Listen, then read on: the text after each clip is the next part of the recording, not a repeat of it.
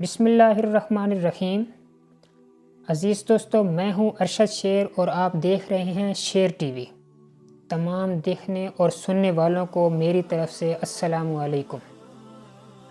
عزیز دوستو، پچھلی ویڈیو میں ہم نے نبی رحمت حضرت محمد مصطفیٰ صلی اللہ علیہ وسلم کی نبوت سے پہلی کی زندگی کا تذکرہ پیش کیا تھا، تو آج کی اس ویڈیو میں آپ کے سامنے نبوت کی بعد کی زندگی کا ایک مختصر سا تعارف آپ کے سامنے پیش کروں گا۔ عزیز دوستو، جب نبی رحمت حضرت محمد مصطفیٰ صلی اللہ علیہ وسلم کی عمر مبارک 40 سال ہوئی تو آپ مکہ معظمہ کے قریب غار حرا میں مصروف عبادت تھے کہ 27 یا 24 رمضان المبارک کی لیلۃ القدر میں حضرت جبرائیل امین وحی الہی لے کر تشریف لائے۔ اس کے بعد آپ علیہ السلام تاج نبوت سے سرفراز ہو گئے اور سارے جہاں کو کفر و شرک اور ظلم و معصیت سے بچانا آپ کے فرائض منصبی میں شامل ہو گیا۔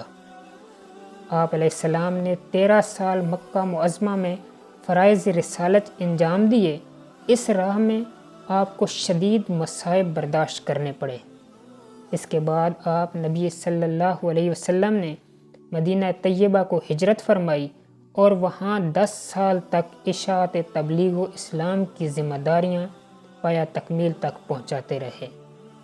اگر آپ کے اسوہ حسنہ کی بات کی جائے تو قرآن کریم میں اللہ پاک ارشاد فرماتا ہے، لَقَدْ كَانَ لَكُمْ فِي رَسُولِ اللَّهِ أُسْوَةٌ حَسَنَةٌ، یعنی کہ تمہارے لیے رسول اللہ کی حیات طیبہ میں بہترین نمونہ موجود ہے۔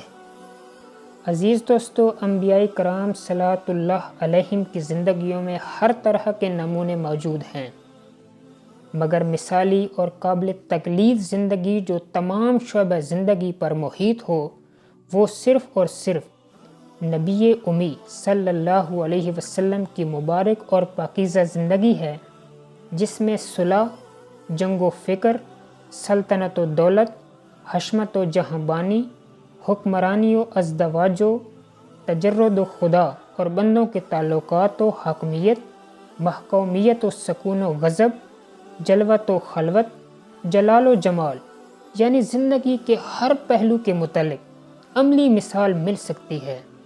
اس لیے آپ کی زندگی کو نمونہ زندگی بنایا گیا ہے۔ اگر اس مثالی زندگی کو خود نبی رحمت کے ارشاد کی روشنی میں دیکھا جائے تو زیادہ بہتر ہوگا۔ حضرت علی رضی اللہ تعالیٰ عنہ سے روایت ہے کہ میں نے رسول اللہ صلی اللہ علیہ وسلم سے سوال کیا کہ حضور کی سنت یعنی طریقہ کیا ہے، تو آپ نے فرمایا، معرفت خداوندی میرا راس المال ہے، عقل میرا دین کی اصل ہے، محبت میری بنیاد ہے، شوق میری سواری ہے، ذکر الہی میرا انیس ہے، اعتماد میرا خزانہ ہے، حزن میرا رفیق ہے، علم میرا ہتھیار ہے، صبر میرا لباس ہے، رضا میری غنیمت ہے، عجز میرا فخر ہے، زہد میرا پیشہ ہے، یعنی میری خوراک ہے، صدق میرا ساتھی ہے، طاعت میرا بچاؤ ہے، جہاد میرا خلق ہے، اور میری آنکھوں کی ٹھنڈک نماز میں ہی ہے۔ اس مبارک ارشاد سے ثابت ہوا کہ آپ علیہ السلام کا اسوہ حسنہ دینی اور دنیاوی خوبیوں، محاسن، کمالات، مکارم اخلاق کی جامعات کا بہترین نمونہ ہے۔ عزیز دوستو، اگر ہم نبی رحمت کی سیرت طیبہ پر روشنی ڈالیں تو آپ نہایت ہی خندہ رو، ملنسار، اکثر خاموش رہنے والے، بکثرت ذکر کرنے والے، لغویات سے دور، بیہودہ پن سے نفرت کرنے والے، بہترین رائے اور اعلیٰ ترین عقل والے تھے۔ انصاف کے معاملے میں تو قریبی اور اجنبی برابر ہوتے تھے۔ مساکین سے محبت فرمانا، غرباء میں رہ کر خوش ہونا، کسی فقیر کو اس کی تنگدستی کی وجہ سے حقیر نہ سمجھتے اور کسی بادشاہ کو بادشاہی کی وجہ سے بڑا نہ جانتے، اپنے پاس بیٹھنے والوں کی دلجوئی فرماتے، زمین پر بغیر کسی فرش و مسند کے ساتھ نشست فرماتے، اپنے جوتے خود ٹانک لیتے، اپنے کپڑوں کو پیوند کا لگا لیتے اور کافروں سے بھی خندۂ پیشانی سے ملتے۔ اونٹوں کو باندھنا، خادم کے ساتھ بیٹھ کر کھانا، خادم کے کام کاج میں ان کی مدد فرمانا، بازار سے خود جا کر سودا خرید لانا اور خود ہی اٹھا لانا، ہر ادنیٰ و اعلیٰ خرد و بزرگ کو سلام کرنے میں پہل فرماتے، جو کوئی ساتھ ہوتا اس کے ہاتھ میں ہاتھ دے کر چلا کرتے۔ آقا اور غلام حبشی اور ترکی میں بالکل فرق نہ فرماتے، کیسا ہی کوئی حقیر شخص دعوت قبول کرتا آپ قبول فرما لیتے، اور جو کچھ کھانے کو سامنے رکھ دیا جاتا آپ اس کو کھا لیتے۔ رات کے کھانے سے صبح کے لیے اور صبح کے کھانے سے رات کے لیے اٹھا کر نہ رکھتے۔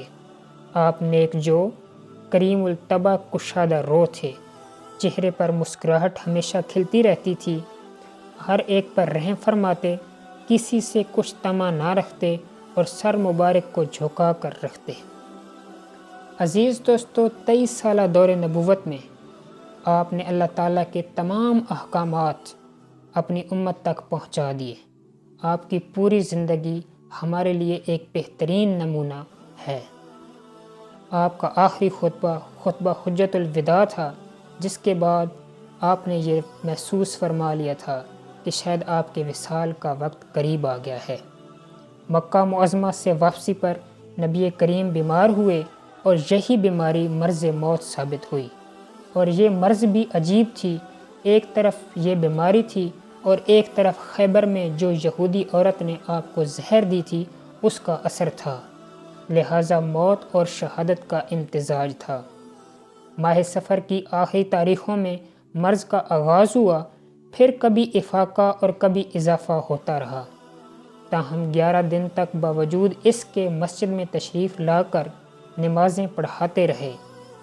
آخری نماز جو آپ نے پڑھائی وہ نماز مغرب تھی، جس میں سورہ مرسلات تلاوت فرمائی۔ اس کے بعد آپ کی منشا کے مطابق آپ کی حیات میں ہی 17 نمازیں سیدنا ابو بکر رضی اللہ تعالیٰ عنہ نے پڑھائیں۔ طبیعت کے سنبھلنے پر خطیب کائنات نے ایک اور اہم آخری خطبہ ارشاد فرمایا، جس کے بعد پھر کبھی مسجد نبوی میں یہ مجلس جم نہ سکی۔ 9 ربیع الاول کو کچھ سکون ہوا تو چہرہ انور کی آخری جھلک اور دروازے کا پردہ سرکا آپ نے کرامت دکھائی اور اشارے سے حکم دیا کہ نماز پڑھیں۔ آخری تنبیہ زیر لب یہ سنی گئی کہ یہود و نصارہ پر خدا کی لعنت ہو، انہوں نے اپنے پیغمبروں کی قبروں کو سجدہ گاہ بنا لیا۔ آخری کام کے طور پر نبی رحمت نے مسواک کی، اور آخری وصیت کے طور پر جو آپ کے لب اقدس کو حرکت ہوئی وہ یہ تھی کہ نماز اور ماتحتوں کے حقوق۔ پیر کا دن تھا اور سحپہر کا وقت، نزع کے عالم میں آخری کلمات ارشاد فرمائے، لا الہ الا اللہ ان للموت لسکرات، یعنی خدا کے سوا کوئی کارساز نہیں، بے شک موت کی سختیاں ہیں۔ پھر اچانک ہاتھ اونچا کیا اور انگلی سے اشارہ کیا اور زبان مقدس نے 3 دفعہ فرمایا، بل الرفیق الاعلی، بل الرفیق الاعلی، بل الرفیق الاعلی۔ اب صرف اسی کی رفاقت چاہیے۔ یہ فرماتے ہوئے تیسری آواز پر روح دو عالم حضرت محمد صلی اللہ علیہ وسلم کی روح مطہر عالم قدس کو ہمیشہ کے لیے پرواز کر گئی۔ انا للہ و انا الیہ راجعون۔ عزیز دوستو، آپ کو میری ویڈیو کیسی لگی کمنٹ باکس میں اپنا کمنٹ کر کے ضرور بتائیے گا۔ اگلی ویڈیو میں انشاءاللہ آپ کے ساتھ پھر ملاقات ہوگی، تب تک کے لیے اللہ نگہبان۔